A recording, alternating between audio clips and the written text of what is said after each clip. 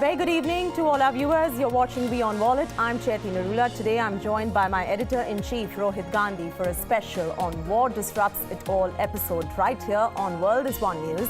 And joining us today on this special discussion are Gordon Adams, professor at School of International Service at American University from the US, and Nasib Gobril, who is the chief economist of Biblos Bank of Lebanon, joining us from Beirut. But before we get into the show with our panelists, let's first take a quick look at the headlines that we're tracking from the business world at this hour.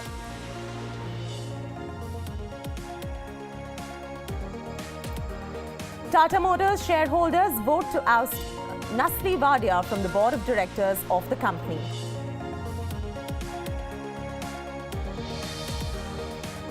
Deutsche Bank to settle US mortgage probe for $7.2 billion.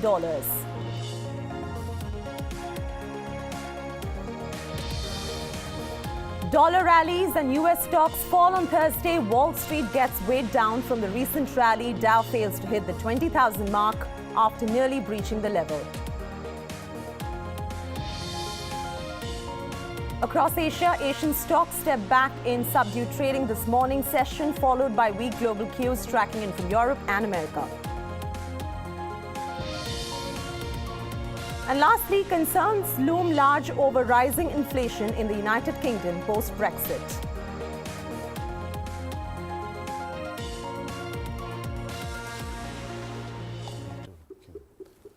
21st century will be recorded as the bloodiest of all centuries till date. Since 1960, almost all civil wars have been developing, and there's been a massive impact on the economic growth and development of these countries, and there have been massive capital losses, reduced investment, infrastructure destruction, and market activity disruptions. There are massive spillovers effect on neighboring countries as well. Let's take a further look at that story. At the end of the Second World War, German cities were reduced to millions of cubic meters of piled up rubble. Almost 80% of historical buildings in key German towns had been leveled.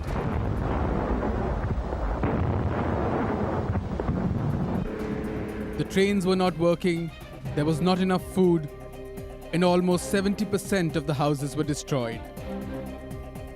The reconstruction of Germany lasted well into the 1980s, taking almost 35 years, with the United States providing billions of dollars in assistance. It takes decades for an economy to evolve. People from other countries migrate and settle in a country, bringing new traits of commerce with them. With time, these traits become part of the country of settlement, enriching its economy and building it further. But one war disrupts it all. In September 2012, Syrian government forces bombed rebel forces, bankrupting 40,000 traders in the city of Aleppo in just one night. The population and GDP of Syria has shrunk miserably since the inception of the war, with the brunt being borne by the manufacturing and crude oil sectors. Syrian President Bashar al-Assad has put the estimated economic loss that the country has suffered in the course of the conflict at $200 billion. Rebuilding war-ravaged Syria could cost as much as $180 billion, according to World Bank President Jim Yong Kim. The city of Aleppo, once envied for its trade and commerce, is now reduced to rubble of concrete and cement with no infrastructure to speak of. The streets no longer have a name. War is the biggest negative disruptor for any economy, rendering years of efforts to ensure development futile. From World War II Berlin to Aleppo today, the economic cost of armed conflict, leaving aside the humanitarian cost, is enough to dissuade countries from engaging with each other via arms and the men. Bureau Report, Wion. And the question then to ask is whether even these wars are worth it. War comes with severe economic costs. The point is, why then still economies and countries continue going that route? We want to talk a bit more about it today with you, and we've got two very big voices in this together. First of all, Gordon Adams, he's at the American University, he's a professor, and Nassib Gobrel, he's from the Byblos Bank in Lebanon. It's one of the lead banks of Lebanon. They're both joining us live. Gordon, let me start by asking you, hasn't the world learned lessons yet? Why do they still go to war? Well, the causes of war, of course, are multiple. National interests, economic need, conquests, anger, bitter personal rivalry. There's all sorts of reasons that nations go to war. I think very few nations go to war because they think it's going to be an economic or societal benefit to them. That said, when nations do go to war, their capacity to recover from a severe conflict depends very much on three critical things. How badly has the workforce of a country been devastated as a result of the war? We see in Syria, serious, probably 300, 500,000 at least casualties, the removal of a substantial portion of the population, perhaps as much as a quarter out of the country. So that happens to the workforce. If the workforce is not there, it's hard to recover. If the workforce has been killed, it's hard to recover. The second element is the resilience of the economy. Has the economy been blown apart by years and years of destructive activity, and then how much money and how much time is needed to put that economy back together? And the two of those things, the workforce and the economy, depend on the resilience of the state, the government. Is the government capable of controlling the territory, organizing the economy, raising the capital, obtaining the external resources to rebuild the country?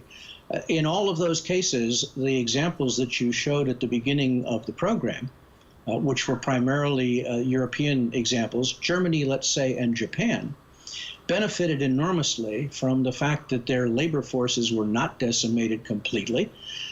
Their industrial capacity was, but the economy had enormous reservoirs of infrastructure and history in terms of economic activity. And the government that was put in place was a very resilient and capable government in both cases. So recovery was relatively quick for Germany and Japan. It's somewhat more doubtful that the recovery might be quick in a country like Syria, or take another example, the Congo, where war has been going on probably for 16 or 17 years now. Absolutely right, Gordon. You know, the impact of how it's going to unfold will also determine a lot of the impact on what the workforce is. Now, let me just bring in Nassib Gobrel here. Nassib, your country is going through this right now. In 2003, as I was traveling through Iraq, you know, one of the things everybody said was Syria is unaffected. Syria continues on the path of growth. But you can't say that today in 2016. Your country has gone through tremendous amount of impact. If you look at the numbers, there has been no increase in the market size, so to say. The market dropped and then it's come back up to a level where it can sustain itself. Explain to me, how does a country in a situation like Syria get out of this?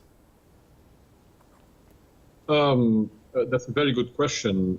First of all, we have to estimate at least the output losses to the Syrian economy from the devastating conflict.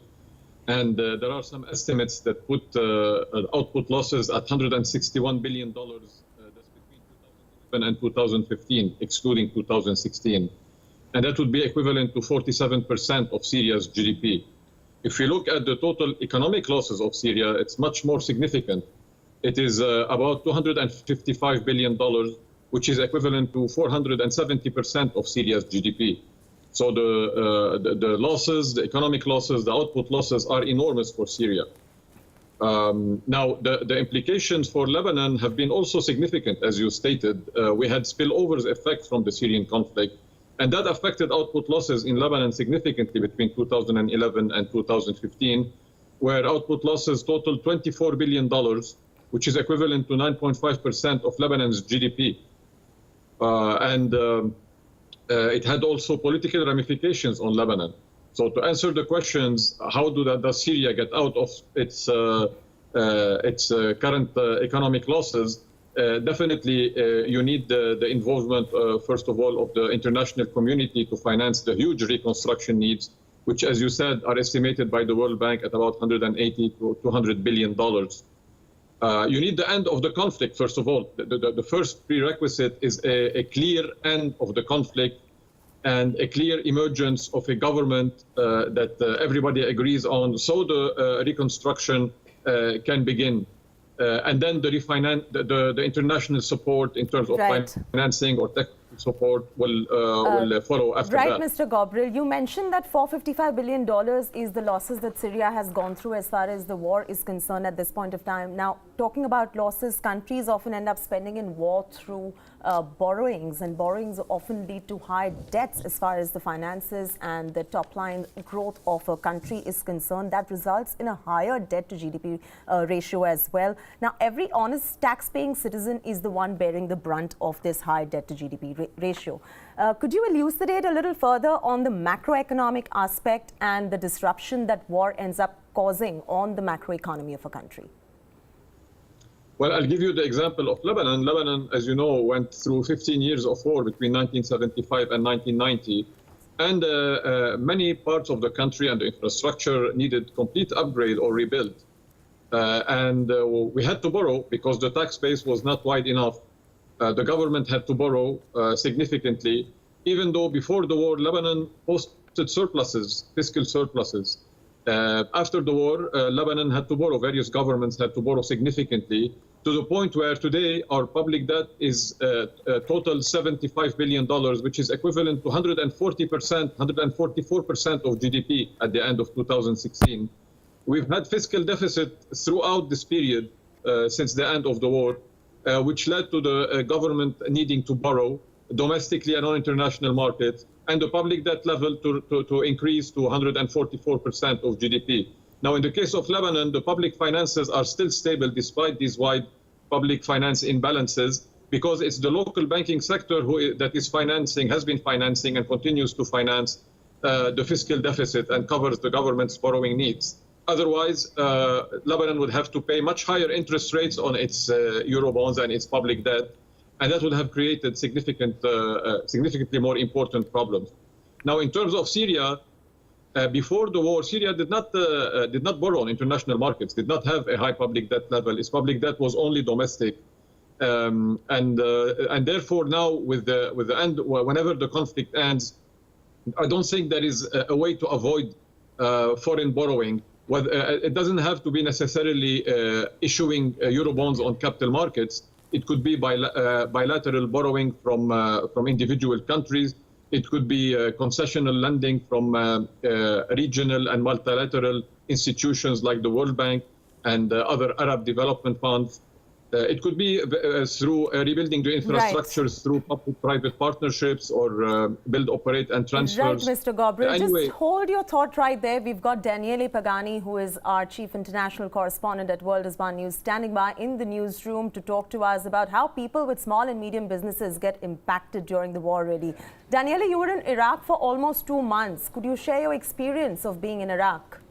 Yes, I would like to recall one episode, more than one episode, to understand how small businesses get impacted by war. There was this man, he was a refugee and he was working in a barber shop in the city of Erbil, the capital city of Iraqi Kurdistan. Before being there, he was a wealthy man. He was the owner of 2 barber shops in the city of Karakosh, a Christian town not very far from Mosul, where fighting is still going on.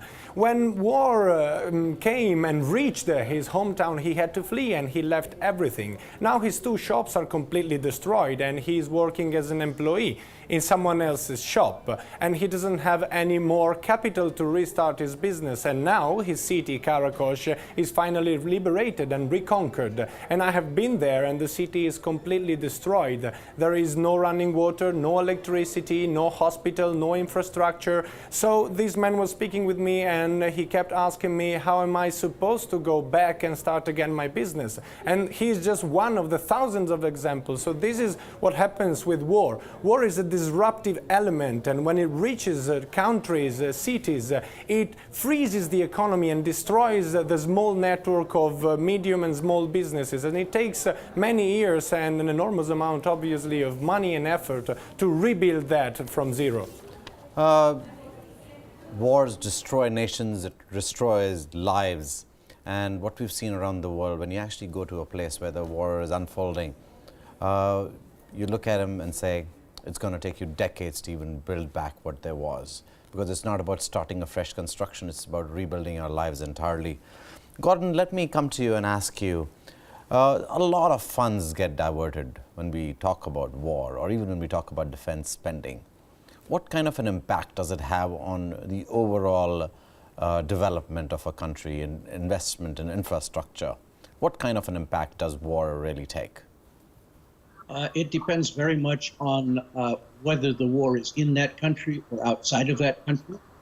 The diversion of resources in a country like Syria or the Congo, where the state is not a very strong one, where the economy is not a very resilient one, where the population is of mixed quality in terms of labor force, the diversion of resources can have enormously negative impact. The World Bank has begun to take a look at the divergence of resources in countries that have less well-developed states, less well-developed economies, and the diversion effect of spending on military equipment and military forces is a huge negative for the capacity of the rest of the economy to generate public and private resources for development.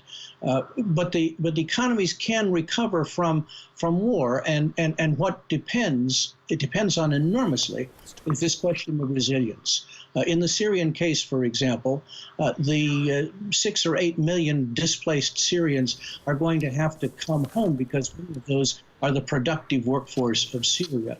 The Syrian government is going to have to find ways to invest resources in the economy and invest them effectively and efficiently and not corruptly. Wise investment is going to be very important, and the Syrian state is not shown historically that it is capable of doing that to a large extent. And that suggests that the capacity of the government to organize itself is going to be very important here. Debt in and of itself as a result of war is not necessarily negative if you have the resilient kind of economy, workforce, and state that can then generate economic activity to buy one's way out of debt.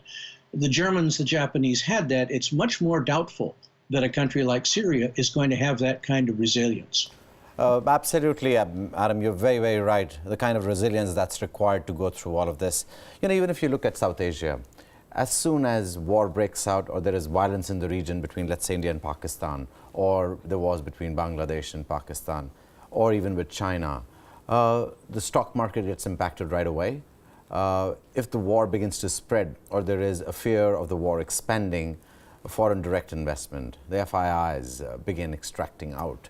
Hot money runs out fast. So is there a near-term, mid-term or a long-term impact as well on the stock markets? Depends on how large that conflict is. So like Gordon described, if the impact is right inside the country, there is. For example, in the India-Pakistan scenario, when the action happens, it all happens near the border.